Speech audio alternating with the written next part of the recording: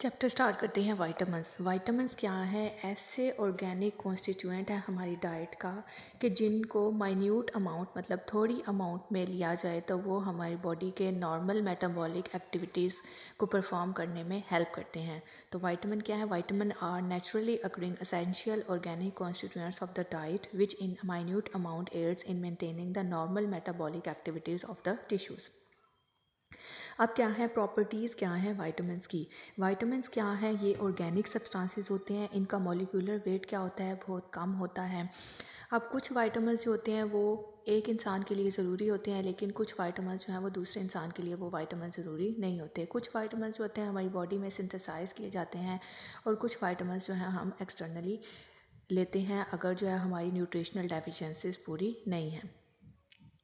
Next आता है कि क्लासिफिकेशन ऑफ वाइटामिन्स। वाइटामिन्स को दो मेन क्लासेस में डिवाइड किया जाता है, फैट सॉल्युबल वाइटामिन्स और वाटर सॉल्युबल वाइटामिन्स।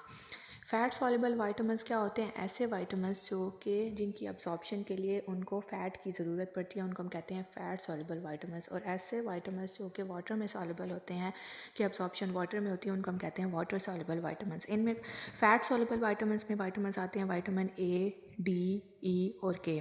और वाटर सॉल्युबल वाइटामिन्स में आते हैं विटामिन सी और विटामिन बी कम्प्लेक्स।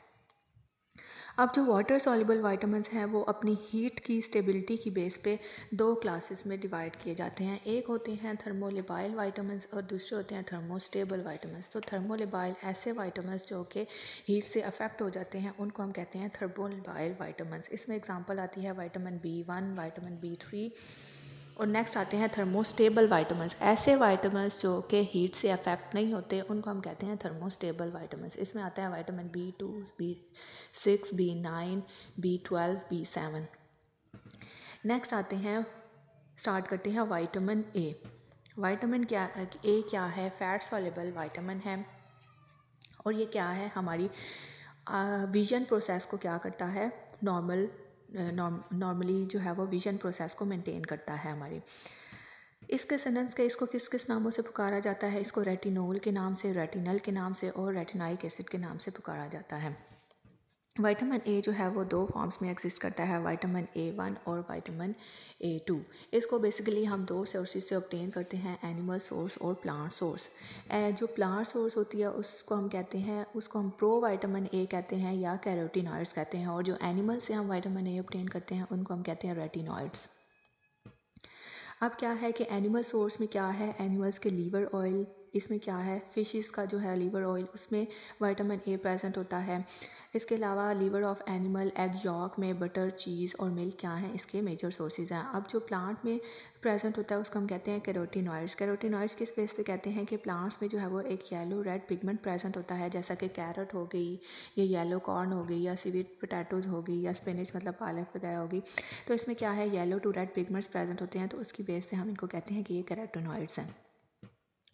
अब जो पुअर विटामिन ए है वो क्या है? वेजिटेबल ऑयल्स में प्रेजेंट नहीं होता है। नेक्स्ट क्या है कि विटामिन ए क्या है? इनका हमारी बॉडी में क्या है, क्या फंक्शन है? ये क्या है कि ये हमारे नॉर्मल विजन प्रोसेस को क्या करते हैं? मेंटेन करते हैं। तो इनका हमारी आइज़ में रोल है। क्या है? आइज़ में जो है वो विजन प्रोसेस को जो है वो कैरी आउट करते हैं।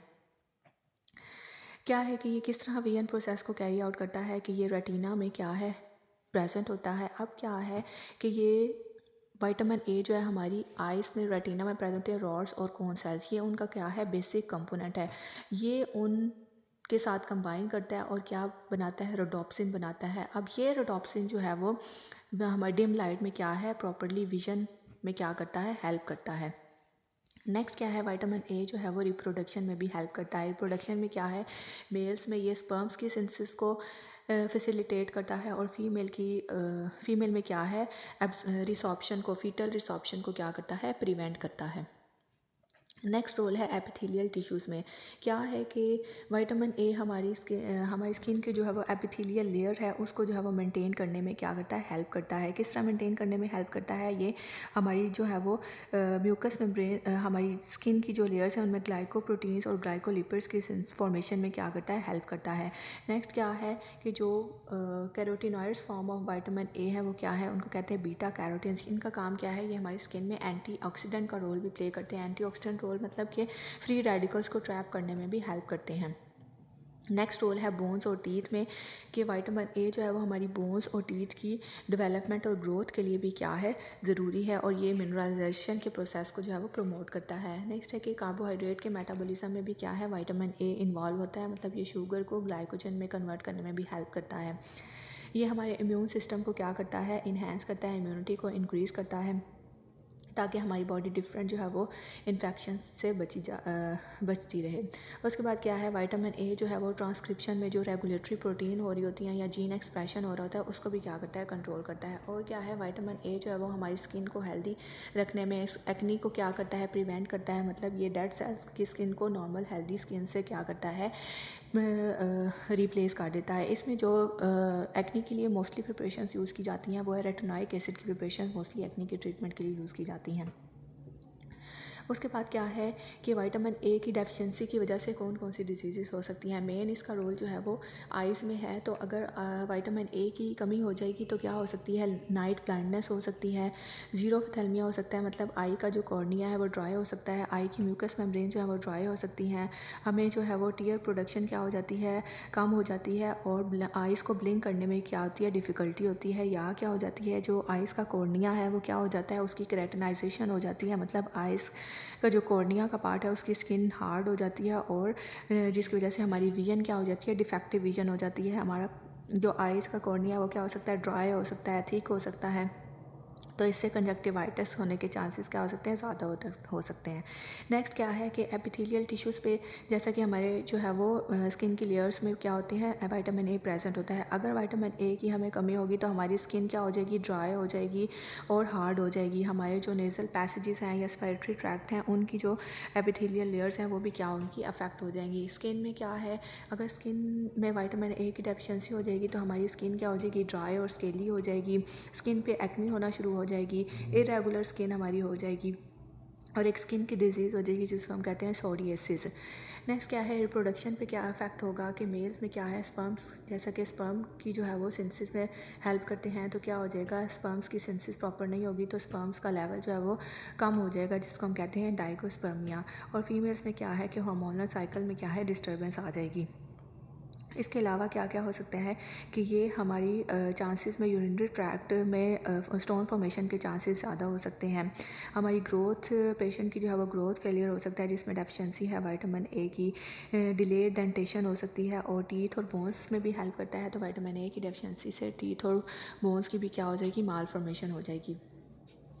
नेक्स्ट विटामिन आता है विटामिन डी।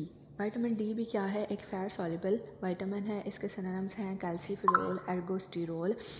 नेक्स्ट आता है कि विटामिन डी के जो हैं वो सोर्सेज क्या हैं। विटामिन डी के सोर्सेज जो हैं वो कॉड और फिश लीवर ऑयल जो है वो बेस्ट सोर्स हैं। लीवर, एनिमल्स के लीवर से, फिश से, एग से, बटर से और मिल्क से भी क्या है, विटामिन डी जो है वो हासिल किया जाता है। अब क्या है कि विटामिन डी जो है वो उसके फंक्शंस क्या हैं हमारी बॉडी में। विटामिन डी जो है वो कैल्शियम को एब्जॉर्प्शन में हेल्प करता है, हमारे इंटेस्टाइन से कैल्शियम को एब्जॉर्ब करने में क्या करता है, हेल्प करता है। ये क्या है, किस तरह हेल्प करता है कि ये इंक्रीज़ करता है कैल्शियम आयंस की फॉर्मेशन में, जब वो प्रोटीन्स के साथ क्या है इंटेस्टाइन में जाके बाइंड करेंगे, या कैल्शियम हाइड्रोजन एटीपेज पंप है उन्हीं की फॉर्मेशन को क्या कर देता है, इंक्रीज़ कर देता है। ये हमारी बॉडी में फॉस्फेट की, इंटेस्टाइन के थ्रू फॉस्फेट की एब्जॉर्प्शन में क्या करता है, हेल्प करता है। विटामिन डी जो है हमारी बॉडी में कैल्शियम लेवल को जो है वो मेंटेन करने में हेल्प करता है। कैल्शियम लेवल कैसे मेंटेन करेगा कि इंटेस्टाइन में या कैल्शियम की एब्जॉर्प्शन करा देगा, या जो ओल्ड बोन्स है उधर से कैल्शियम की एब्जॉर्प्शन जो है वो कराना शुरू कर देगा। नेक्स्ट जो है हमारी ग्रोथ, बोन्स की ग्रोथ में भी कैल्शियम क्या है, ज़रूरी है। कैल्शियम जो है वो हमारी बोन्स की ग्रोथ के लिए में हेल्प करता है। और इसकी क्या है, विटामिन डी की पैराथायराइड एक्टिविटी भी है। अगर जो है वो पैराथायराइड ग्लैंड हमारी बॉडी में प्रेजेंट होता है जो कि पैराथायराइड हार्मोन प्रोड्यूस करता है। अगर जो है हमारी बॉडी में कैल्शियम का लेवल ज़्यादा हो जाए तो पैराथायराइड ग्लैंड की एक्टिविटी क्या हो जाती है, कम हो जाती है, और अगर हमारी बॉडी में कैल्शियम का लेवल कम हो जाता है तो पैराथायराइड ग्लैंड की एक्टिविटी इंक्रीज़ हो जाती है। नेक्स्ट क्या है कि विटामिन डी जो है हमारी टीथ की नॉर्मल फंक्शनिंग में भी हेल्प करता है। अगर जो है वो टीथ में विटामिन डी की कमी होगी तो टीथ की क्या हो जाएगी, माल फॉर्मेशन होगी, कैविटीज़ बनना शुरू हो जाएंगी, टीथ जो हो जाएंगे हाइपोप्लास्टिक हो जाएंगे, और जो एनेमल है मतलब जो स्ट्रक्चर बनना है टीथ का वो क्या है, डिफेक्टिव होगा। एनेमल की फॉर्मेशन एनेमल जो है वो डिफेक्टिव हो जाएगा और डेंटाइन की फॉर्मेशन नहीं होगी।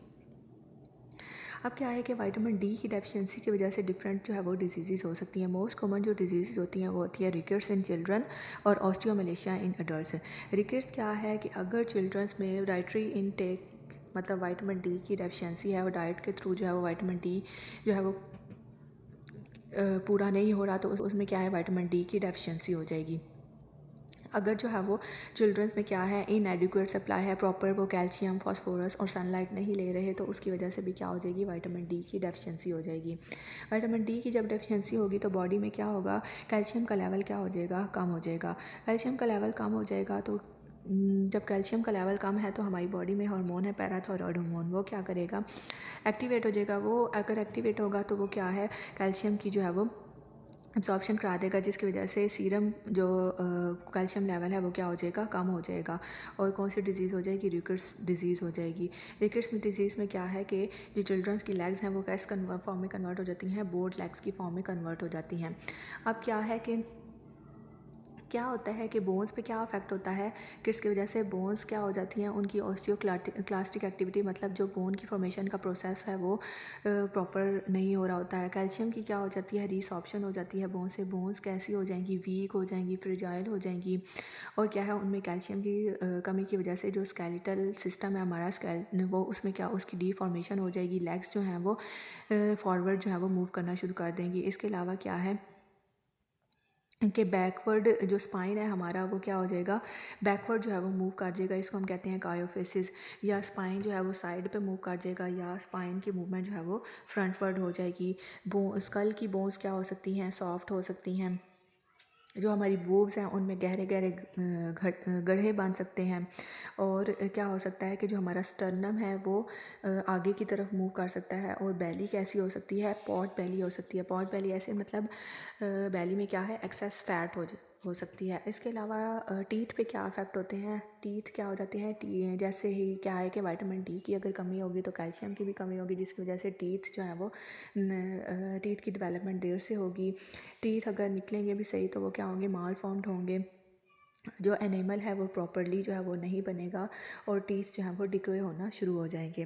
नेक्स्ट क्या है, इसकी वजह से क्या हो सकता है कि जब कैल्शियम का लेवल हमारी बॉडी में 1 मिलीग्राम से भी कम रह जाता है तो वो एक कंडीशन होती है जिसको हम कहते हैं टेटनी। और विटामिन डी की डेफिशिएंसी से क्या हो सकता है, ऑस्टियोमलेशिया हो सकता है, जिसको हम कहते हैं, ये डिजीज़ क्या होती है, अडल्ट्स में प्रेजेंट होती है, जिसकी वजह से हम क्या कहते हैं, एडल्ट रिकेट्स भी कहते हैं। ये कंडीशन जो है मोस्ट कॉमनली जो है वो वुमेन में प्रेजेंट होती है। लेकिन किन वुमेन में प्रेजेंट होती हैं, ऐसी वुमेन जिनका एक्सपोजर जो है वो सनलाइट से कम है, या इकोनॉमिकली वो पुअर हैं, या जो है वो लैक्टेशन करवा रही हैं मतलब, तो उनमें क्या होगी, विटामिन डी की डेफिशिएंसी होगी। इसमें क्या होता है कि बोन्स के जो मिनरल्स हैं उनकी क्या हो सकते हैं, मोबिलाइज होते हैं। इसमें एक्स रेज जो है उसके थ्रू इसकी आइडेंटिफिकेशन की जाती है। इसमें क्या है कि बोन्स क्या हो जाती हैं, सॉफ्ट हो जाती हैं, वीक हो जाती हैं, और उनके फ्रैक्चर होने के चांसेस जो है वो ज़्यादा हो जाते हैं। जो बोइंग ऑफ लेग्स मतलब लेग्स को बो करने में क्या होती है डिफ़िकल्टी, मतलब लेग्स जो है वो बो हो जाती हैं, नीचे की तरफ हो जाती हैं। मसल्स जो होते हैं वो वीक हो जाते हैं। अगर आप जो हैं स्टेयर्स पे क्लाइंब करना चाहते हैं, सीढ़ियाँ चढ़ना चाहते हैं, तो उसमें क्या होती है, डिफ़िकल्टी आती है पेशेंट्स को। और इसकी वजह से क्या हो सकते हैं कि आपके वर्टिब्रा कॉलम में भी फ्रैक्चर के चांसेस क्या हो सकते हैं, इंक्रीज़ कर सकते हैं। नेक्स्ट है विटामिन ई। विटामिन ई क्या है, vitamin E fat soluble vitamin है, ठीक है। इसका काम क्या है कि इसका मेन रोल क्या है, रिप्रोडक्शन में है। जो विटामिन ई है वो निकला है लफ्ज़ टोकोफेरोल से। टोको का मतलब है चाइल्ड बर्थ और फेरो का मतलब है पियर। तो मतलब क्या है कि ये विटामिन ई ऐसा विटामिन है जो कि फर्टिलिटी को क्या करता है, इंक्रीज़ करता है। इसको किन किन नामों से पुकारा जाता है, टोकोफेरोल भी कहा जाता है, एंटी स्टेरिलिटी फैक्टर भी कहा जाता है, और एंटीऑक्सीडेंट फैक्टर भी कहा जाता है। इसके बाद क्या है कि इसके सोर्सेज क्या हैं, किन किन सोर्सेज से हम इसको ऑब्टेन करते हैं। तो इसको एनिमल सोर्स से भी लिया जा सकता है और प्लांट सोर्स से भी लिया जा सकता है। एनिमल सोर्स से क्या है, एग यॉक, मिल्क, चीज़, बटर, ये क्या है एनिमल सोर्स में आते हैं। और प्लांट सोर्स में हम wheat corn oil, cotton seed oil और पीनट ऑयल से हम इसको हासिल कर सकते हैं। नेक्स्ट क्या है कि विटामिन ई के हमारी बॉडी में फंक्शंस क्या हैं। विटामिन ई का सबसे इंपॉर्टेंट फंक्शन क्या है कि एंटीऑक्सीडेंट फंक्शन है। एंटीऑक्सीडेंट का फंक्शन क्या है कि ये फ्री रेडिकल्स को ट्रैप करने में क्या करता है, हेल्प करता है। फ्री रेडिकल्स को ट्रैप करने में हेल्प करता है तो मतलब ये सेल मेम्ब्रेन की जो स्ट्रक्चर है उसको मेंटेन करने में हेल्प करता है। हमारे रेड ब्लड सेल्स के लिए भी ये क्या करता है, रेड ब्लड सेल्स की मेम्ब्रेन को भी क्या करता है, प्रोटेक्ट करता है। उनके लिए भी क्या है, एंटीऑक्सीडेंट के तौर पे एक्ट करता है। डिफरेंट जो कोएंजाइम्स होते हैं वो भी क्या है, विटामिन ई बेसिकली होते हैं। तो विटामिन ई जो है वो कोएंजाइम के तौर पे भी एक्ट करता है। विटामिन ई जो है वो डीएनए सिंथेसिस में भी हेल्प करता है। हमारे मसल्स की नॉर्मल फंक्शनिंग में भी हेल्प करता है। हमारे आरबीसीज़ की जो है वो सिंथेसिस में हेल्प करता है, आरबीसीज़ को लुक आफ्टर करता है। और हमारे सेल्स को, रेड ब्लड सेल्स को जो है वो हीमोलाइसिस से बचाता है, उनको तोड़ फोड़ से बचाता है। ये जो है वो डिफरेंट एंजाइम सिस्टम्स में एक्टिवेशन का भी काम करता है, जिसमें एग्जांपल है साइटोक्रोम सी रिडक्टेज। कि विटामिन ई क्या है, रिप्रोडक्शन में भी हेल्प करता है, एम्ब्रियो की हेल्थ को मेंटेन करने में हेल्प करता है और अबॉर्शंस की प्रिवेंशन में क्या, अबॉर्शंस को प्रिवेंट करता है। विटामिन ई को एज अ ड्रग भी यूज़ किया जाता है। मतलब डिफरेंट जो एंजाइना पेक्टोरस हार्ट पेशेंट्स होते हैं या कोरोनरी इनसफिशिएंट पेशेंट्स होते हैं उनमें एज अ ड्रग भी यूज़ किया जा सकता है। नेक्स्ट है कि विटामिन ई की डेफिशिएंसी की वजह से कौन कौन से डिसऑर्डर्स हो सकते हैं। जैसा कि ये रेड ब्लड सेल्स की डेवलपमेंट में या उनको मेंटेन करने में हेल्प करता है, तो क्या है कि अगर विटामिन ई की डेफिशिएंसी होगी तो रेड ब्लड सेल्स की मेम्ब्रेन्स के रप्चर होने के चांसेस ज़्यादा हो सकते हैं। इसके अलावा क्या है कि ये ओडीमा कॉज करता है, न्यू बॉर्न्स में क्या करता है, एडीमा काज करता है। ओडीमा क्या होता है, बिल्डअप ऑफ फ्लूइड और स्वेलिंग, इसको हम कहते हैं ओडीमा। रिप्रोडक्शन में हेल्प करता है, तो विटामिन ई की डेफिशिएंसी होगी तो रिप्रोडक्शन में भी प्रॉब्लम आएगी, मसल्स जो है हमारे वीक हो जाएंगे। मेल्स में जो है वो टेस्टिस जो है वो स्पर्म्स प्रॉपर्ली नहीं बनेंगे। फीमेल में इनफर्टिलिटी के चांसेस ज़्यादा हो सकते हैं। लीवर की नेक्रोसिस हो सकती है, लीवर डैमेज हो सकता है। और अगर प्री मेच्योर इन्फेंट्स हैं उनमें विटामिन ई की जो है वो डेफिशिएंसी है तो उनकी ग्रोथ और डेवलपमेंट क्या हो सकती है, रुक सकती है। नेक्स्ट क्या है कि विटामिन ई का यूज़ क्या है, हम किन किन किन किन डिसऑर्डर्स में यूज़ किया जाता है इसको। अगर मसल क्रैम्प्स हैं तो उनमें यूज़ किया जाएगा। अगर इंटरमिटेंट क्लॉडिकेशन है, मतलब एक्सरसाइज की वजह से ब्लॉक हो गई हैं, आर्टरीज हो गई हैं, तो उसके लिए हम क्या करेंगे, विटामिन ई यूज़ कर सकते हैं। अगर फिब्रोसाइटिक ब्रेस्ट डिजीज़ है तो उसमें भी विटामिन ई यूज़ किए जा सकते हैं। या एथीरोस्क्लेरोसिस कंडीशन है, मतलब एथीरोस्क्लेरोसिस मतलब आर्टरीज़ के अंदर फैट जो है वो जमना शुरू हो जाती है, उसको हम कहते हैं एथीरोस्क्लेरोसिस। तो मसल क्रैम्प्स के लिए, इंटरमिटेंट क्लॉडिकेशन के लिए और एथीरोस्क्लेरोसिस के लिए हम विटामिन ई जो है वो यूज़ कर सकते हैं। नेक्स्ट विटामिन है विटामिन के। विटामिन के को जो है वो कोआगुलेशन विटामिन भी कहा जाता है, क्योंकि ये क्या करता है, हेमरेज को, मतलब ब्लीडिंग को प्रिवेंट करता है। इसी बेस पे इसको कहते हैं कोआगुलेशन विटामिन। अब क्या है विटामिन के की क्या है सोर्सेज क्या हैं, इनको प्लांट से भी ऑब्टेन करते हैं, एनिमल से ऑब्टेन करते हैं और इसको बैक्टीरिया से भी हम ऑब्टेन करते हैं। प्लांट्स में क्या है, प्लांट्स में विटामिन के जो है वो 3 फॉर्म्स में होता है, K1, K2 और K3। K1 जो विटामिन है वो हम प्लांट से हासिल करते हैं, मतलब जो ग्रीन लीफी वेजिटेबल्स हैं उनसे हम हासिल करते हैं। कॉलीफ्लावर हो गया, स्पाइनस हो गया, टोमेटो हो गया। और एनिमल्स में जो सोर्सेज हैं वो है fish, meat, milk, egg, York.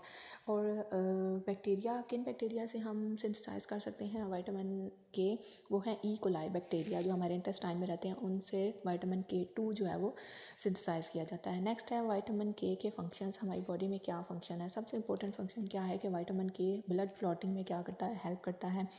Blood clotting किस तरह होती है, हमारी बॉडी में क्या होते हैं, क्लॉटिंग फैक्टर्स होते हैं जो कि क्लॉटिंग में हेल्प करते हैं। वो क्लॉटिंग फैक्टर्स हैं clotting factor 2, clotting factor 7, clotting factor 9 और क्लॉटिंग फैक्टर 10। ये कहाँ प्रोड्यूस होते हैं, लीवर में प्रोड्यूस होते हैं। तो विटामिन के इन क्लॉटिंग फैक्टर्स को फॉर्मेशन में हेल्प करता है और ये क्लॉटिंग फैक्टर्स आगे फर्दर जो है वो ब्लड क्लॉटिंग में हेल्प करते हैं। नेक्स्ट क्या है, रेस्पिरेटरी मैकेनिज्म को भी मेंटेन करने में क्या करता है, हेल्प करता है। Vitamin K is regarded as the essential component of the respiratory mechanism of the cells. और प्लांट्स में जो है वो फोटोसिंथेसिस के प्रोसेस को ये क्या करता है, मेंटेन रखता है। नेक्स्ट क्या है कि विटामिन के की डेफिशिएंसी की वजह से कौन कौन सी डिजीज़ हो सकती हैं। ब्लड क्लॉटिंग में हेल्प करता है, मतलब हेमरेज को प्रिवेंट करता है। तो अगर विटामिन के की डेफिशिएंसी होगी तो ये क्या कर सकता है, ब्लीडिंग के चांसेस जो हैं वो ज़्यादा, हेमरेज के चांसेस ज़्यादा हो सकते हैं। इसमें क्या है, विटामिन के की डेफिशिएंसी की वजह से क्या है, क्लॉटिंग फैक्टर्स जो प्रोड्यूस होंगे वो क्या होंगे, एबनॉर्मल क्लॉटिंग फैक्टर्स प्रोड्यूस होंगे।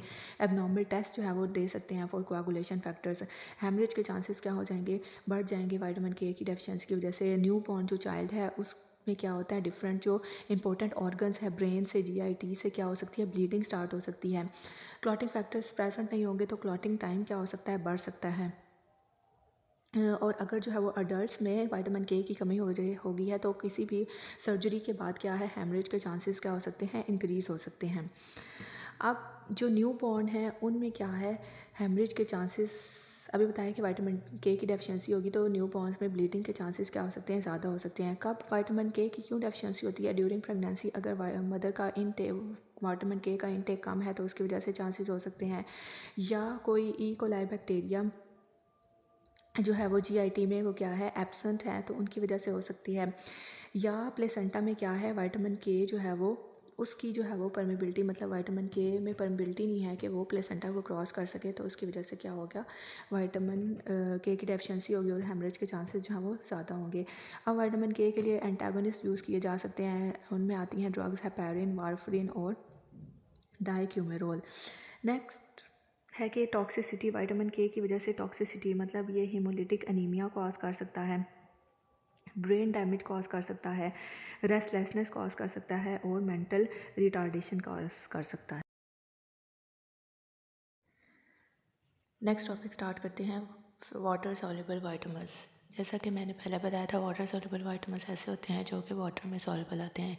इसमें एग्जांपल आते हैं विटामिन सी की और विटामिन बी कॉम्प्लेक्स विटामिन्स।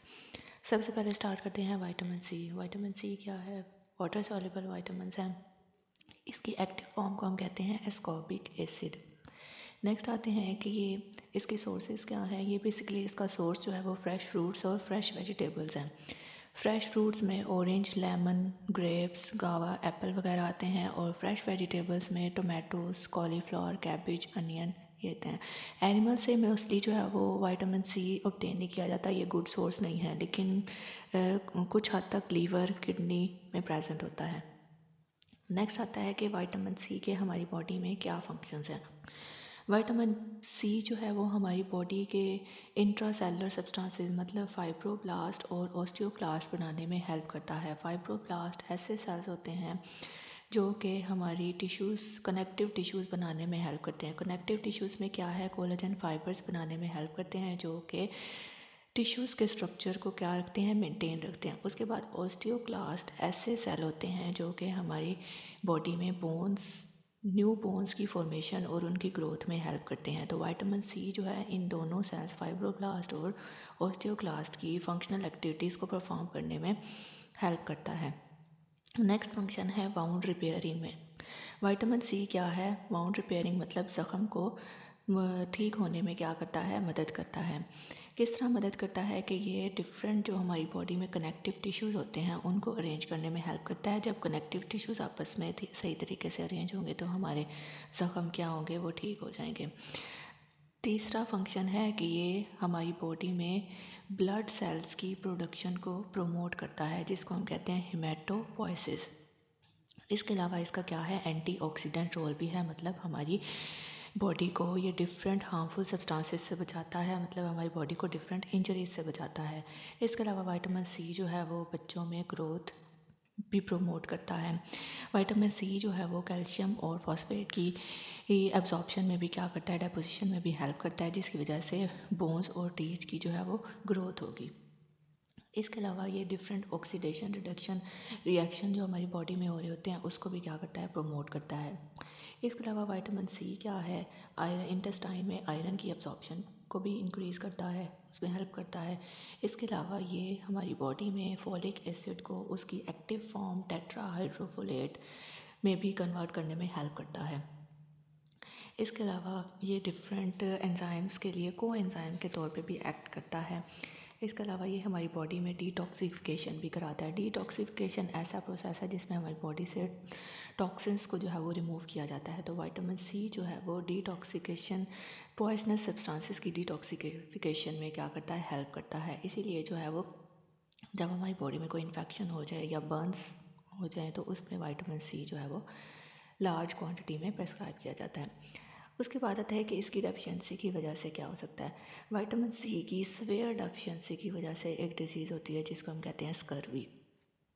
अब इसके क्या हैं कि स्कर्वी में क्या होता है कि विटामिन सी की डेफिशिएंसी हो जाती है। तो जैसे मैंने शुरू में बताया कि ये क्या है, इस विटामिन सी जो है वो फाइब्रोब्लास्ट सेल्स की फॉर्मेशन में हेल्प करता है। तो विटामिन सी की डेफिशिएंसी हो जाएगी तो फाइब्रोब्लास्ट सेल्स नहीं बनेंगे, जिसकी वजह से हमारी बॉडी में कनेक्टिव टिश्यूज़ प्रॉपर्ली नहीं बनेंगे। और क्या है कि अगर विटामिन सी की डेफिशिएंसी हो जाएगी तो स्कर्वी में क्या सिम्टम्स होंगे कि हमारी बॉडी के जो वाउंड्स हैं, वाउंड अगर कोई हमें ज़ख़म हो जाता है तो वो प्रॉपर्ली हील नहीं करेंगे। इसके अलावा क्या है कि जैसा कि ये ब्लड सेल्स की प्रोडक्शन में हेल्प करता है, तो विटामिन सी की कमी हो जाएगी तो क्या है, हेमरेज के चांसेस, ब्लीडिंग के चांसेस क्या हो सकते हैं, ज़्यादा हो सकते हैं। क्योंकि ये हमारी ब्लड वेसल्स के डिफरेंट स्ट्रक्चर्स बनाने में क्या करता है, उनकी लेयर्स बनाने में हेल्प करता है। तो इसकी वजह से, डेफिशिएंसी की वजह से क्या हो सकता है, हमारी बॉडी में हेमरिक लेजन्स बन सकते हैं, जिसकी वजह से हमारी बॉडी को जो म्यूकस मेम्ब्रेन्स हैं, जैसे माउथ हो गया, जीआईटी हो गया, स्किन हो गया, इससे ब्लीडिंग के चांसेस इंक्रीज़ हो सकते हैं। और अगर सेरिब्रल हेमरेज हो जाए, मतलब ब्रेन में ब्लीडिंग स्टार्ट हो जाए, तो उसकी वजह से डेथ भी हो सकती है। नेक्स्ट सिम्टम क्या है स्कर्वी का, कि इससे हमारे टीथ और गम्स में क्या है, चेंजेस आ जाते हैं। हमारी जो है वो गम्स वो क्या हो जाती हैं, स्पॉन्जी, मतलब खानेदार हो जाती हैं, स्वॉलन सोजिश हो जाती है उनमें, और उनका कलर जो है वो पर्पल हो जाता है और रेड हो जाता है। और उन गम्स में क्या हो जाता है, अल्सर्स बन जाते हैं या ब्लीडिंग स्टार्ट हो जाती है। और टीथ पे क्या इफ़ेक्ट आएगा कि हमारे टीथ क्या हो जाएंगे, वीक हो जाएंगे और उनके गिरने के चांसेस ज़्यादा हो जाएंगे।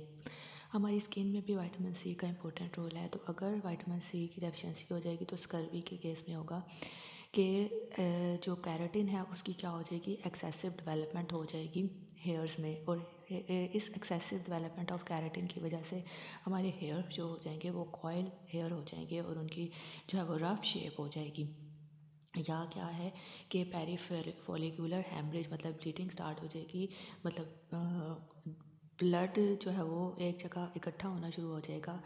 किस पोर्शन में, in the region of upper arms, backs and shins. Shins क्या है, टिबिया जो हमारी लेग की बोन होती है उसके एंटीरियर पार्ट को हम शिन्स कहते हैं। उसमें क्या हो जाएगी, पेरीफोलिकुलर हेमरेज हो जाएगी। इसके अलावा क्या है कि जैसे मैंने बताया कि विटामिन सी जो है वो बोन्स की ग्रोथ में हेल्प करता है। अगर विटामिन सी की डेफिशिएंसी हो जाएगी तो स्कर्वी के केस में हमारे पेशेंट की बोन्स क्या हो सकती हैं, वीक हो सकती हैं, उनके फ्रैक्चर होने के चांसेस जो हैं वो ज़्यादा हो सकते हैं। जीआईटी पे इसका क्या इफ़ेक्ट होता है कि जीआईटी में हेमाटोएमेसिस हो सकती है, मतलब वॉमिटिंग, ब्लडी वॉमिटिंग जो है वो हो सकती है। इसके अलावा क्या है कि ये हमारे मसल्स और नर्व्स के फंक्शन को प्रॉपर्ली परफॉर्म करने में हेल्प करता है। तो अगर विटामिन सी की डेफिशिएंसी हो जाएगी तो हमारे न्यूरोमस्कुलर जंक्शन हैं वो प्रॉपर्ली वर्क नहीं कर सकेंगे। इसके अलावा जो नॉन स्पेसिफिक सिम्टम्स हो सकते हैं वो है वीकनेस हो सकती है, एनोरेक्सिया मतलब loss of appetite, weight loss हो सकता है, रेस्टलेसनेस हो सकती है और ड्राउजीनेस हो सकती है। नेक्स्ट है vitamin B 1। Vitamin B complex में सबसे पहला विटामिन है विटामिन बी 1। विटामिन बी 1 को हम कहते हैं थायामीन, और ये क्या है, एक वाटर सॉल्युबल विटामिन है। इसके सोर्सेज बेसिकली क्या हैं, ये जो मोस्टली इसका जो सोर्स है वो ग्रेन्स है, मतलब जैसे राइस हो गया, और प्लांट्स में इसके सोर्सेज हैं वीट हो गया, फ्लोर्स, पल्सेस मतलब दालें हो गई, नट्स और फ्रेश फ्रूट्स। इसके अलावा एनिमल सोर्स में एग यॉक आती है, लीवर, मिल्क, किडनी एक्सेट्रा। इसके हमारी बॉडी में क्या फंक्शन है, ये क्या करता है, एंजाइम के तौर पे हमारी बॉडी में एक्ट करता है। कौन कौन से तो एंजाइम के तौर पे एक्ट करता है, कार्बोक्सिलेज के तौर पे और ट्रांसकीटोलेज के तौर पे। कार्बोक्सिलेज के तौर पे ये कैसे एक्ट करता है कि ये हमारी बॉडी में डिफरेंट डी कार्बोक्सिलेज रिएक्शंस हो रहे होते हैं, उसमें हेल्प करता है। इसके अलावा क्या है कि हमारी बॉडी में क्या है, एक मैकेनिज़्म हो रहा होता है शुगर की सिंथेसिस के लिए, जिसको हम कहते हैं पेंटोज फॉस्फेट पाथवे। तो ये उस प्रोसेस में क्या है, एज अ ट्रांसकीटोलेज के तौर पे क्या करता है, एक्ट करता है। इसके अलावा ये क्या है, हमारी बॉडी में जो हम फूड यूज़ करते हैं, फूड को एनर्जी में कन्वर्ट करने में यूज़ करता है, हेल्प करता है। इसके अलावा हमारे हार्ट के मतलब कार्डियोवास्कुलर सिस्टम में इसका इंपॉर्टेंट रोल है। और हमारे ब्रेन को प्रॉपर्ली फंक्शंस हमारे ब्रेन में प्रॉपर्ली फंक्शनिंग के लिए क्या है ज़रूरी है। इसके अलावा ये क्या करता है कि ये हमारी ग्रोथ और हमारी बॉडी की ग्रोथ और डेवलपमेंट में क्या करता है, हेल्प करता है। इसके अलावा ये डिप्रेशन, एंजाइटी, नर्वस सिस्टम में कैसे किस तरह हेल्प करता है कि ये डिप्रेशन, स्ट्रेस, एंजाइटी इसमें जो है वो इसको ट्रीट करने में हेल्प करता है। इसके अलावा इसकी डेफिशिएंसी की वजह से क्या हो सकता है, विटामिन B1 की डेफिशिएंसी की वजह से डिजीज़ होती है बेरी बेरी। बेरी बेरी क्या है, वर्ड का मतलब है, बेरी एक वर्ड है जिसका मतलब है आई कैन नॉट, मतलब इसमें पेशेंट की बॉडी क्या हो जाती है, स्वेयर वीकनेस हो जाती है पेशेंट को, और स्वेयर वीकनेस की वजह से उसकी बॉडी पैरालिसिस स्टेट में भी जा सकती है, मतलब उसका जो जिस्म है वो मफलूज हो सकता है। उसके बाद दूसरा विटामिन आता है विटामिन B2। विटामिन B2 क्या है कि ये वाटर सॉल्युबल विटामिन है, और इसको हम दो नामों से पुकार सकते हैं, राइबोफ्लेविन और लैक्टोफ्लेविन। इसका जो सोर्सेज हैं वो दो मेन सोर्सेज हैं, एनिमल और प्लांट सोर्स। एनिमल में ये क्या है, एनिमल सोर्स जो है वो ये इसका एक्सीलेंट सोर्स है, उसमें लीवर, किडनी और फिश, एग और मिल्क। प्लांट सोर्स इसका क्या है कि मोस्टली जो है वो रूट वेजिटेबल्स हैं उनमें ये ज़्यादा पाया जाता है, जैसा कि कैरेट। इसके अलावा जो हमारे इंटेस्टाइनल बैक्टीरिया जैसे कि ईकोलाई, वो भी क्या है, विटामिन B2 की सिंथेसिस करते हैं। नेक्स्ट क्या है कि इसके हमारी बॉडी में क्या क्या फंक्शंस हैं। हमारी बॉडी में जो डिफरेंट ऑक्सीडेशन रिडक्शन रिएक्शंस हो रहे होते हैं ये उसमें हेल्प करते हैं, मतलब जो हमारी किडनीज़ और इंटेस्टाइन में फॉस्फोरिलेशन हो रही होती है उसमें ये हेल्प करते हैं। इसके अलावा क्या है, विटामिन B2 जो है वो दूसरे बी विटामिन के साथ मिल के हमारी बॉडी की ग्रोथ में, हमारी बॉडी के टिश्यू रिपेयरिंग में, टिश्यू के ठीक होने में, और हमारी जो हम कार्बोहाइड्रेट लेते हैं उसको एनर्जी में कन्वर्ट करने में क्या करता है, हेल्प करता है। इसके अलावा हमारी स्किन को हेल्दी रखने में हेल्प करता है, और हमारी स्किन में रेड ब्लड सेल्स की प्रोडक्शन में भी हेल्प करता है। नेक्स्ट क्या है कि ये इसकी डेफिशिएंसी की वजह से क्या हो सकता है। अगर विटामिन B2 की डेफिशिएंसी हमारी बॉडी में हो जाए तो उसके सिम्टम्स क्या हो सकते हैं, हमारे माउथ में क्या है, लेजन्स बन सकते हैं, वो लेजन मतलब ज़ख़म बन सकते हैं। किस किस एरिया में, हमारे टंग के एरिया में, ग्लॉटिस के एरिया में और फेरिंक्स के एरिया में। इसके अलावा हमारी बॉडी में वीकनेस, पेशेंट की बॉडी में वीकनेस हो सकती है, ड्राउजीनेस हो सकती है। लेजीट्यूड मतलब क्या है कि एक पेशेंट क्या हो जाएगा, फिज़िकली या मेंटली टायर्ड हो जाएगा। इसके अलावा क्या है, लिप्स पे क्या इफ़ेक्ट हो सकता है, लिप्स क्या हो सकते हैं, रेड हो सकते हैं और उनकी अपीयरेंस शाइनी हो सकती है। इसके अलावा क्या हो सकता है, चिलोसिस हो सकता है। चिलोसिस क्या है कि हमारे माउथ के डिफरेंट पार्ट्स में क्या हो जाते हैं, पेशेंट की ज़ख़म बन सकते हैं। इसके अलावा एंगुलर स्टोमाटाइटिस हो सकता है, मतलब क्या है कि पेशेंट के जो लिप्स के कॉर्नर्स हैं उसके ऊपर पेनफुल क्या बन सकते हैं, ज़ख़म बन सकते हैं। स्किन पे क्या इफ़ेक्ट हो सकता है कि पेशेंट की स्किन स्केली हो जाएगी, ग्रीसी हो जाएगी और इनएलास्टिक हो जाएगी। नेक्स्ट विटामिन है विटामिन B3। विटामिन B3 क्या है, इसका दूसरा नाम है नियासिन, और ये क्या है, एक वाटर सॉल्युबल विटामिन है। इसके अलावा हम इसको निकोटिनिक एसिड और नियासिनामाइड या पेलाग्रा प्रिवेंटिंग फैक्टर के नाम से भी पुकारते हैं। नेक्स्ट आता है कि इसके सोर्सेज क्या हैं। बेसिकली दो मेन सोर्सेज हैं, एनिमल सोर्स और प्लांट सोर्स। एनिमल सोर्स में एग, मिल्क, मीट, फ़िश और लीवर, और प्लांट्स में क्या है, जो ड्राइड लेग्यूम्स हैं उधर से हासिल कर सकते हैं, लीफी वेजिटेबल से, टोमेटो से और पीनट से। नेक्स्ट है विटामिन B3 के हमारी बॉडी में फंक्शंस क्या हैं। ये हमारी बॉडी में कोएंजाइम के तौर पे भी एक्ट करता है। ये क्या है, बॉडी में कोलेस्ट्रॉल के लेवल को कम करने में हेल्प करता है, बॉडी की ग्रोथ और डेवलपमेंट में हेल्प करता है। हमारे CNS पे क्या है, इसका स्टिमुलेटरी इफ़ेक्ट है, मतलब ये क्या है, हमारे ब्रेन सेल्स को रिपेयर करने में हेल्प करता है और डिप्रेशन को ट्रीट करने में हेल्प करता है। नेक्स्ट क्या है कि ये हमारी ब्लड वेसल्स को डायलेट करने में हेल्प करता है। इस विटामिन B3 क्या है, एक विटामिन B3 की डेफिशिएंसी की वजह से हो जाती है डिजीज़ प्लेग्रा। तो विटामिन B3 जो है वो प्लेग्रा को प्रिवेंट करने में हेल्प करता है। प्लेग्रा क्या है, ऐसी डिजीज़ है जिसमें क्या हो जाता है, पेशेंट डिफरेंट जो है वो डिसऑर्डर्स का शिकार हो जाता है। क्या होता है, उसमें डर्माटाइटिस हो सकता है, डिमेंशिया मतलब मेमोरी लॉस हो सकता है और डायरिया हो सकता है। डर्माटाइटिस में क्या हो जाएगा, पेशेंट की स्किन क्या हो जाती है, डिस्कलरेशन हो जाती है, स्किन की ब्राउन डिस्कलरेशन हो जाती है, स्किन पे मुख्तलिफ़ किस्म के ज़ख़म बनना शुरू हो जाते हैं। इसके अलावा अगर जो है वो उनकी बॉडी सन से एक्सपोज होगी, सूरज की रोशनी में उनकी हैंड्स और एल्बोज़ और नीज़ जो हैं उनके ऊपर ज़ख़म बनना शुरू हो जाएंगे। इसके अलावा ब्रेन पे इफ़ेक्ट लगता है कि मेमोरी लॉस हो सकता है, वो प्रॉपर्ली पेशेंट कंसंट्रेट नहीं कर सकता, डिप्रेशन का शिकार हो जाता है और क्या हो जाता है उसकी मेमोरी भी लॉस हो सकती है। उसके अलावा क्या हो सकता है, डायरिया हो सकता है, मतलब GI डिसऑर्डर है जिसमें नोज़िया, वॉमिटिंग, मोशंस वगैरह हो सकते हैं। इसके अलावा क्या है कि विटामिन B3 जो है वो हमें डिफरेंट कोरोनरी आर्टरी डिजीज़ उसके जो है वो रिस्क को कम कर देता है, हमारी बॉडी में शुगर लेवल को मेंटेन करने में हेल्प करता है। इसके अलावा विटामिन B3 जो है वो स्किन के लिए भी क्या है इम्पोर्टेंट है, हमारी स्किन के लिए भी अच्छा है क्योंकि इसका क्या है एंटीऑक्सीडेंट अफेक्ट है और ये एंटी एजिंग के तौर पे भी एक्ट करता है। नेक्स्ट वाइटामिन आता है विटामिन B6। विटामिन B6 क्या है, वाटर सॉल्युबल विटामिन है और इसको पायरोडॉक्सिन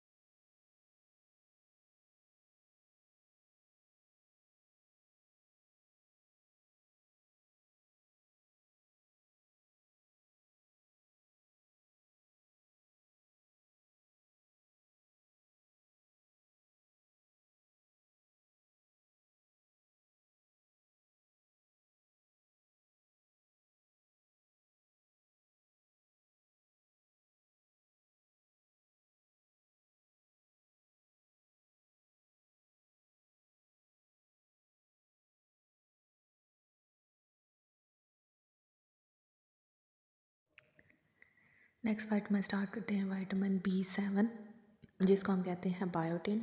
बायोटिन क्या है, एक वाटर सॉल्युबल और हेयर स्टेबल विटामिन है।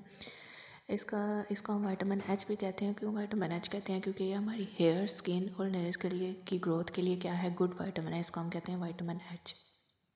सोर्सेज हैं इसके नेक्स्ट, इसके मेन दो सोर्सेज हैं, एनिमल सोर्स और प्लांट सोर्स। एनिमल सोर्स में एग से, मिल्क से, किडनी और लीवर जो है वो एनिमल सोर्स में, मतलब प्लांट सोर्स में फ्रूट्स, वेजिटेबल्स और टमाटोज जो है वो इसका बेस्ट सोर्स है। उसके बाद आते हैं इसके फंक्शन। विटामिन C जो है वो डिफरेंट हमारी बॉडी में जो कार्बोक्सिलेशन रिएक्शन हो रहे होते हैं उनमें को एंजाइम के तौर पे एक्ट करता है। हमारी बॉडी में प्रोटीन्स और लिपिड्स की सिंथेसिस में भी हेल्प करता है। डिफरेंट जो डी अमाइनेशन रिएक्शन हमारी बॉडी में हो रहे होते हैं, मतलब थ्रियोनिन की डी अमाइनेशन, सीरीन मतलब अमाइनो एसिड्स की डी अमाइनेशन करने में हेल्प करता है। ये हमारी बॉडी में शुगर लेवल को लो करता है, हमारी बॉडी में ग्लूकोज की सिंथेसिस में क्या करता है, हेल्प करता है।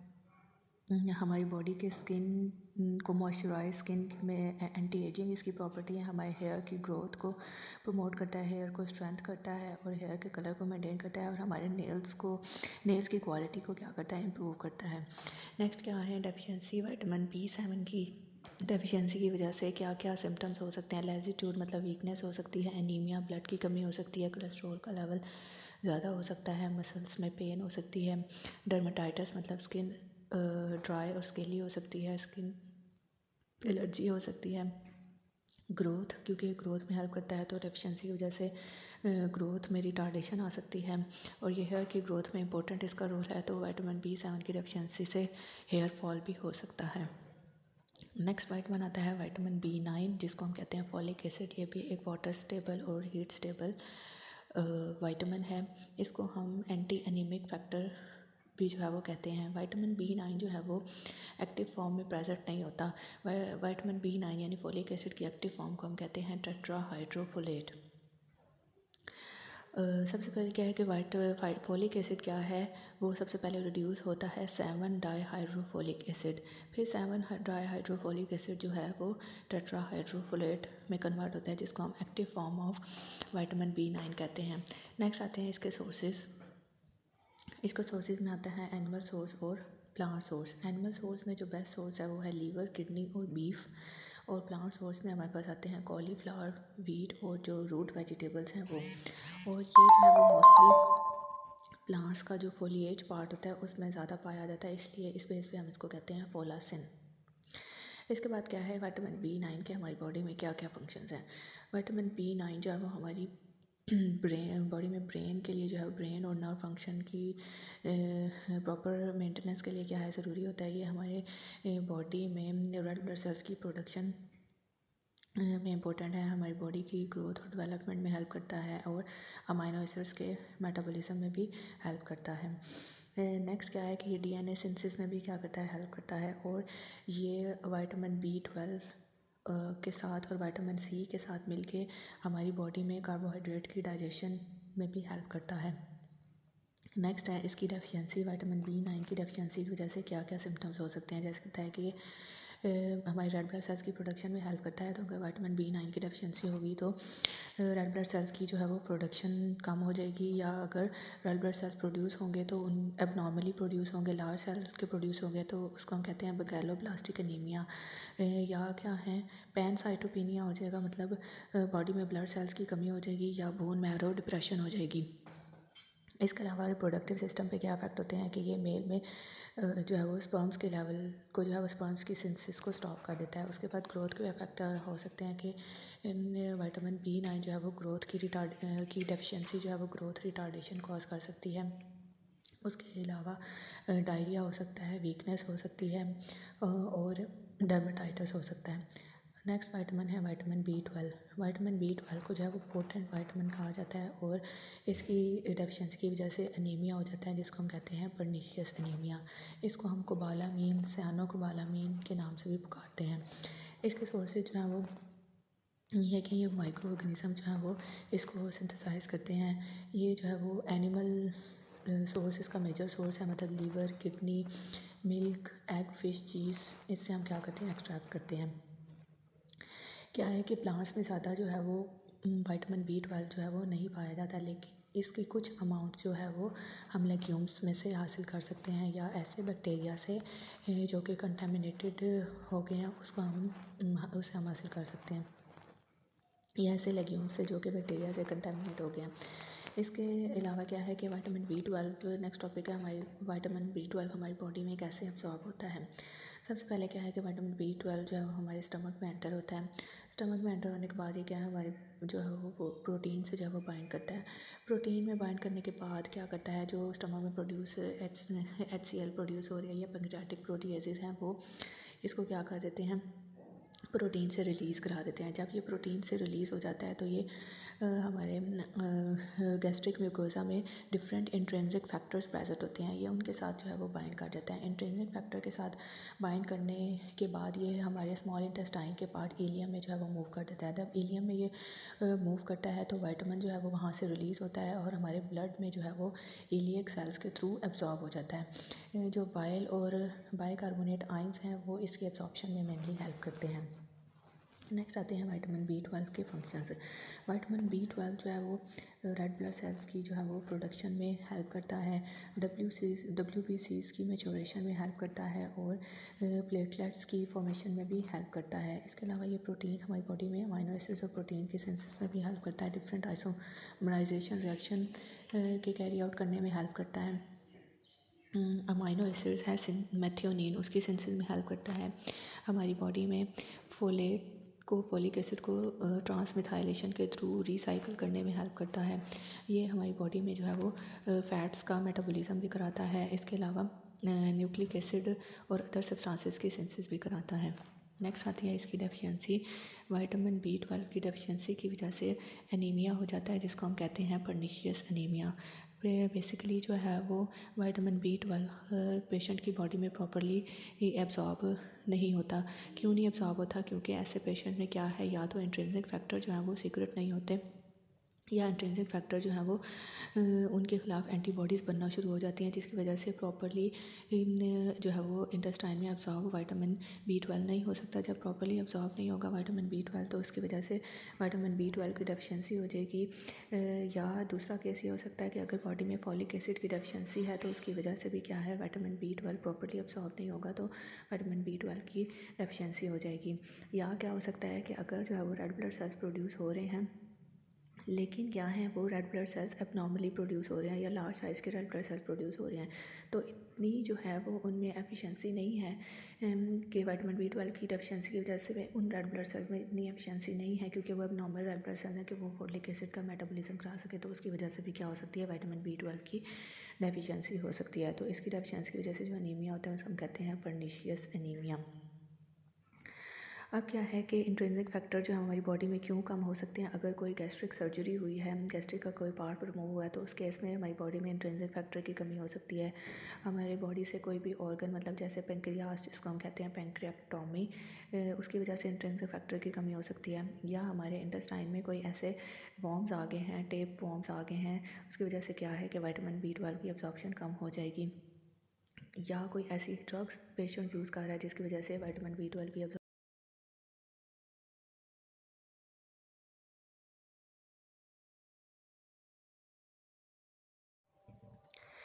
नेक्स्ट चैप्टर हमारे पास है इंट्रोडक्शन टू बायोटेक्नोलॉजी। बायोटेक्नोलॉजी क्या है, नाम से ज़ाहिर हो रहा है, दो वर्ड से मिलकर बनी है, बायो और टेक्नोलॉजी। मतलब क्या है, ऐसी ब्रांच ऑफ साइंस जिसमें क्या है, बायोलॉजिकल ऑर्गेनिजम्स को यूज़ किया जाता है इंडस्ट्रीज़ में और उनसे डिफरेंट जो है वो ह्यूमन के बेनिफिट्स के लिए डिफरेंट प्रोडक्ट्स बनाए जाते हैं, तो उसको हम क्या कहते हैं, बायोटेक्नोलॉजी। तो बायोटेक्नोलॉजी की डेफिनेशन क्या हुई, the application of biological organisms, systems और processes to the manufacturing and service industries. अब बायोटेक्नोलॉजी की relationship different branches of science से है। इसकी main relationship microbiology, physiology, genetics, biochemistry, immunology, chemistry और मैथमेटिक्स, फिज़िक्स और इंडस्ट्रियल टेक्नोलॉजी से क्या है, इसकी रिलेशनशिप है। अब बायोटेक्नोलॉजी में जो दो मेन ब्रांचेस यूज़ की जाती हैं वो है मॉलिक्यूलर बायोलॉजी और माइक्रोबायोलॉजी। अब ये क्यों यूज़ की जाती हैं, ताकि हम बायोकेमिकल प्रोसेसेस जो डिफरेंट हो रहे हैं उनको अंडरस्टैंड कर सकें और इनके दरमियान जो है वो इंटर रिलेशनशिप उसको स्टडी कर सकें। अब डिफरेंट बायोटेक्नोलॉजी के थ्रू डिफरेंट बायोटेक्नोलॉजिकल प्रोडक्ट्स बनाए जाते हैं, जिसमें drugs, vaccines, food products, enzymes जो हैं वो बनाए जाते हैं। अब कौन कौन सी जो है वो टेक्निक्स यूज़ की जाती हैं बायोटेक्नोलॉजी में, वो है recombinant DNA technology, hybridoma technology, enzyme और biocatalyst technology, plant cell culture, animal cell culture, fermentation technologies and waste treatment and utilisation. अब इस बायोटेक्नोलॉजी को यूज़ करते हुए हम कौन कौन से प्रोडक्ट्स बना सकते हैं वो हम डिस्कस करते हैं, जो है एप्लीकेशंस ऑफ बायोटेक्नोलॉजी। बायोटेक्नोलॉजी के प्रोसेस को यूज़ करते हुए हम डिफरेंट ड्रग्स बना सकते हैं, डिफरेंट कीमोथेरेप्यूटिक एजेंट्स बना सकते हैं। बायोटेक्नोलॉजी के थ्रू क्या है, जैसे रिकम्बिनेंट डीएनए टेक्नोलॉजी है या हाइब्रिडोमा टेक्नोलॉजी है या टिश्यू कल्चर टेक्नोलॉजी है, तो इसके थ्रू हम क्या कर सकते हैं, ड्रग थेरेपी ये जो है वो कर सकते हैं। नेक्स्ट क्या है, डिफरेंट हार्मोन्स की प्रिपरेशन में जो है वो बायोटेक्नोलॉजी यूज़ करते हैं। जैसे क्या है, हार्मोन्स की डेफिशिएंसी हो जाए तो हमारी बॉडी में क्या हो सकती हैं, डिफरेंट डिजीज़ हो सकती हैं जिनको हम कहते हैं एंडोक्राइन डिसऑर्डर्स। तो क्या है कि अगर पर्सन में क्या है, हार्मोन की डेफिशिएंसी है, तो उसको जो है वो एक्सटर्नल सोर्स से हम क्या कर सकते हैं, आर्टिफिशियली हार्मोन को प्रिपेयर करके जो है वो लिया जाता है। तो बायोटेक्नोलॉजी के थ्रू जो है वो डिफरेंट हार्मोन्स को जो है वो प्रिपेयर किया जाता है डिफरेंट ऑर्डर्स को ट्रीट करने के लिए। जैसा कि इंसुलिन क्या है, बेसिकली एक हार्मोन है, तो इंसुलिन की प्रिपरेशन की जाती है। सोमैटोस्टैटिन या ह्यूमन ग्रोथ हार्मोन, वो क्या है, आर्टिफिशियली प्रिपेयर किया जाता है। और बायोटेक्नोलॉजी को जो है हम जीन थेरेपी के लिए भी यूज़ करते हैं। जीन थेरेपी एक ऐसा प्रोसेस है जिसमें हमारा डिफेक्टिव जीन जो है उसको रिमूव कर दिया जाता है और उसको हेल्दी जीन से क्या कर दिया जाता है, रिप्लेस किया जाता है। ये कंसेप्ट जो है वो डिफरेंट जेनेटिक डिजीज़ को ट्रीट करने के लिए यूज़ किया जाता है, जैसा कि थैलासीमिया हो गया, हीमोफीलिया हो गया और सिकल सेल अनीमिया। इन डिजीज़ को ट्रीट करने के लिए जीन थेरेपी यूज़ की जाती है। नेक्स्ट क्या है कि प्लांट्स में भी क्या है, प्लांट्स में भी को भी डेवलप करने के लिए, आर्टिफिशियली डेवलप करने के लिए डिफरेंट टेक्निक्स यूज़ की जा सकती हैं। उसमें आती है tissue culture technology. Tissue culture technology क्या है कि इसमें हम कोई भी प्लांट का सेल या टिश्यू लेते हैं और इसको एक टेस्ट ट्यूब या कोनिकल फ्लास्क में ग्रो कराते हैं। अब क्या है कि इसमें क्या है, स्पेसिफिक सेल लाइन हम सेलेक्ट करते हैं और इसमें डिफरेंट ग्रोथ फैक्टर्स और ग्रोथ हार्मोन्स जो है वो डाले जाते हैं। जब ग्रोथ फैक्टर्स और ग्रोथ हार्मोन्स डाले जाएंगे तो क्या है, सेल लाइन जो है वो उसकी ग्रोथ होगी और प्लांट्स के जो है वो डिफरेंट कोलोन्स बनेंगे। अब इसका मकसद क्या है कि प्लांट्स से डिफरेंट डिजीज़ को एलिमिनेट करने के लिए डिफरेंट मेटाबोलाइट्स बनाने के लिए और क्रॉप्स की जो है वो प्रोडक्शन को इम्प्रूव करने के लिए और उनकी जो है वो पैदावार को इंक्रीज़ करने के लिए ये टिश्यू कल्चर टेक्नोलॉजी यूज़ की जाती है। अब क्या है कि बायोटेक्नोलॉजी को डिफरेंट वैक्सीन्स की प्रिपरेशन के लिए भी यूज़ किया जा सकता है। वैक्सीन का काम क्या होता है कि हमारी बॉडी में कोई अगर इन्फेक्शियस डिजीज़ हो गई है तो उसको ट्रीट करने के लिए वैक्सीन्स यूज़ की जाती हैं। तो रिकम्बिनेंट डीएनए वैक्सीन्स जो हैं वो बनाई जाती हैं डिफरेंट वायरल, प्रोटोजोअल और बैक्टीरियल इन्फेक्शंस के लिए। इसके अलावा बायोटेक्नोलॉजी को जो है वो डिफरेंट डिजीज़ जो epidemic disease all over the world disease फैली होती हैं उनकी डायग्नोसिस के लिए भी यूज़ किया जा सकता है। डिफरेंट डायग्नोस्टिक टेस्ट जो हैं वो यूज़ किए जाते हैं, जिसमें एलाइजा टेस्ट आ गया, plasma lipid plasma profile test आ जाता है, जीनोम फिंगर प्रिंटिंग आ जाता है, पीसीआर टेस्ट जो है। तो जेनेटिक डिजीज़ के लिए जो टेस्ट किए जाते हैं वो भी किस टेक्निक के थ्रू किए जाते हैं, बायोटेक्नोलॉजी के थ्रू किए जाते हैं। नेक्स्ट चैप्टर है introduction to genetic engineering. Genetic engineering एक ऐसी टेक्निक है जिसमें पर्सन के डीएनए को क्या कर दिया जाता है, चेंज कर दिया जाता है। So the process of altering the DNA in organism genome, इस प्रोसेस को हम क्या कहते हैं, जेनेटिक इंजीनियरिंग कहते हैं। अब क्या है कि ये हमारी जो इन्फॉर्मेशन है डीएनए के बारे में इन्फॉर्मेशन है, ये कहाँ स्टोर होती है, ये स्मॉल यूनिट्स होते हैं जो कि हमारी स्ट्रक्चर, डेवलपमेंट और ऑर्गेनाइजेशन के बारे में इन्फॉर्मेशन स्टोर करते हैं, उनको हम कहते हैं जीन्स। अब क्या है कि जेनेटिक इंजीनियरिंग में दो प्रोसेस कैरी आउट किए जाते हैं, ट्रांसक्रिप्शन और ट्रांसलेशन। जब जो है वो हम डीएनए से आरएनए बनाते हैं तो उस प्रोसेस को हम कहते हैं ट्रांसक्रिप्शन, और ये प्रोसेस जो है वो एंजाइम की प्रेजेंस में DNA dependent RNA polymerase enzyme की प्रेजेंस में कैरी आउट किया जाता है। नेक्स्ट प्रोसेस होता है ट्रांसलेशन। ट्रांसलेशन में क्या होता है कि डीएनए से आरएनए बन गया, अब आरएनए से क्या बनता है, मैसेंजर आरएनए। मैसेंजर आरएनए क्या करता है कि क्या करता है कि कोडिंग करता है अमाइनो एसिड्स की, और अमाइनो एसिड्स फिर जो हैं वो राइबोसोमल आरएनए के थ्रू जो है वो प्रोटीन में कन्वर्ट होती हैं।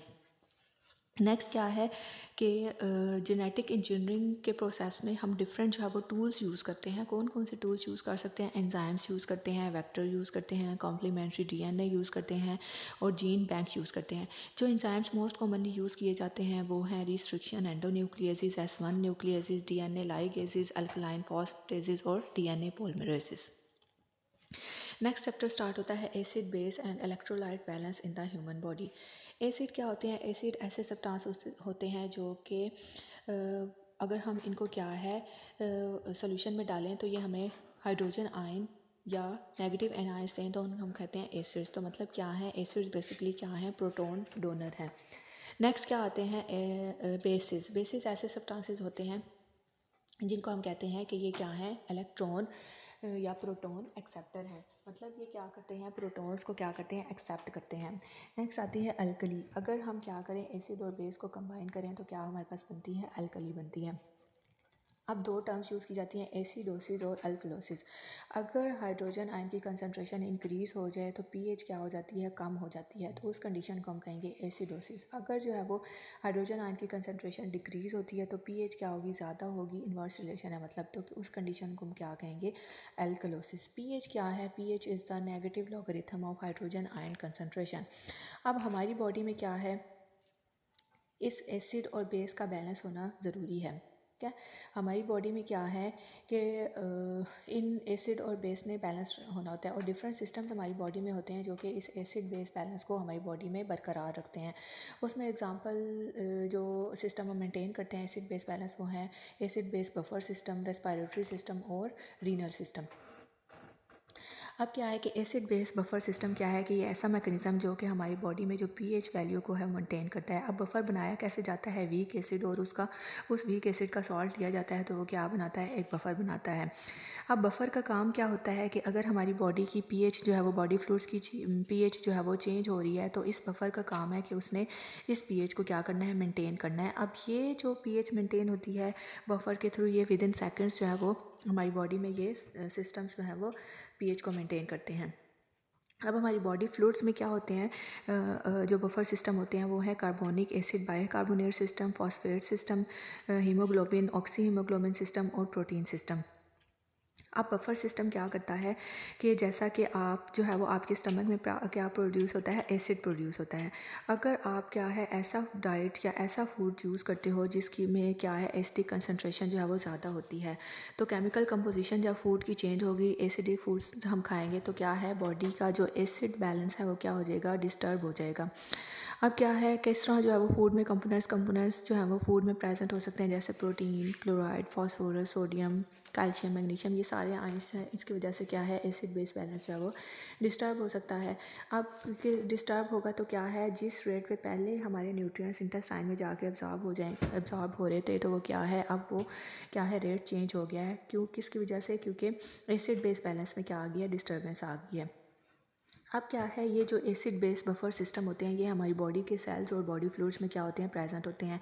और ये हमारी सिस्टम में नॉर्मल मैकेनिज़्म चल रहा होता है जो कि हमारी बॉडीज़ को डिफरेंट कंडीशंस से क्या करता है, मेंटेन करता है। उसमें मोस्ट इंपॉर्टेंट हमारा क्या है, पल्मोनरी सिस्टम इन्वॉल्व होता है और रीनल सिस्टम इन्वॉल्व होता है।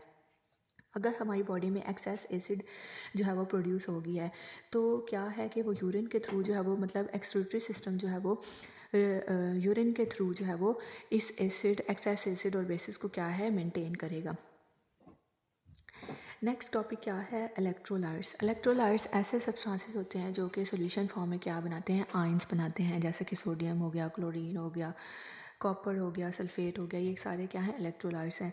अब इन इलेक्ट्रोलाइट्स का हमारी बॉडी में क्या फंक्शन है, इनका काम है कि इन्होंने हमारी बॉडी के जो फ्लूइड्स हैं उनकी ऑस्मैटिक प्रेशर को मेंटेन रखना है, हमारी बॉडी में जो है वो आयंस का बैलेंस मेंटेन रखना है ताकि हमारी बॉडी के जो टिश्यूज़ हैं वो प्रॉपरली वर्क कर सकें, हमारी बॉडी की जो है वो बॉडी फ्लूइड्स की पीएच को मेंटेन करना है, और हमारे बॉडी की जो न्यूरोमस्कुलर मूवमेंट है उसको क्या करना है, मेंटेन रखना है।